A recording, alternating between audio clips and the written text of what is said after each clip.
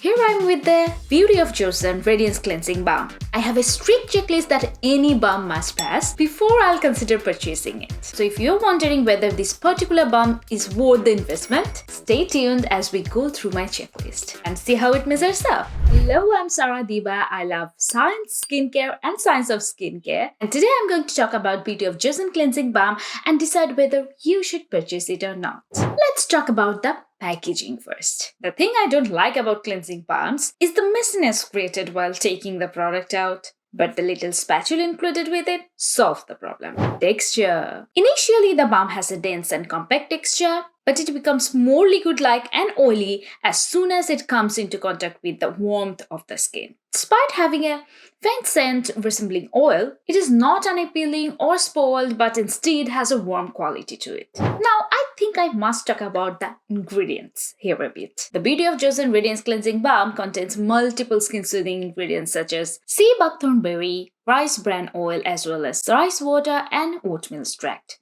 The balm contains fermented ingredients commonly used in Korean beauty, which contains several beneficial components for the skin. Gentleness. I'd say I'm sold on the gentleness of this balm. It melts into the skin like my Clinique Zero Cleansing Balm. No force or tugging is needed, but of course you'll have to apply it on dry face and then emulsify it with water. Cleansing ability. I have applied waterproof mascara, eyeliner, liquid lipstick, and shimmery eyeshadow, and as you can see, the balm is melting all of them down. Emulsifying ability. This is a quality you'll only find in good quality cleansing balms. A good cleansing balm turns into a milky texture with water and does not leave a sticky or oily residue.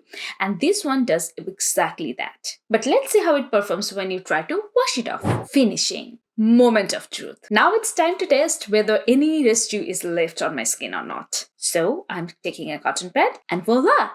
I cannot see any residue, at least not with bare eyes. Skin type. This balm is suitable for oily skin as it does not leave any oily or heavy residue. Hence, I think it's suitable for any other skin type as well. Price. I purchased it from Yes Style UK for £14, which is £4 less than my all-time favorite Vanilla Co Clinique Zero Cleansing Balm, and almost half the price of Clinique Take the Day Off Cleansing Balm. So the bottom line is it's worth your money in terms of all the categories. Now it's definitely one of my favorite cleansing balms. What's yours? Let me know in the comment section below. Till then, take care and I'll see you in my next video. Bye!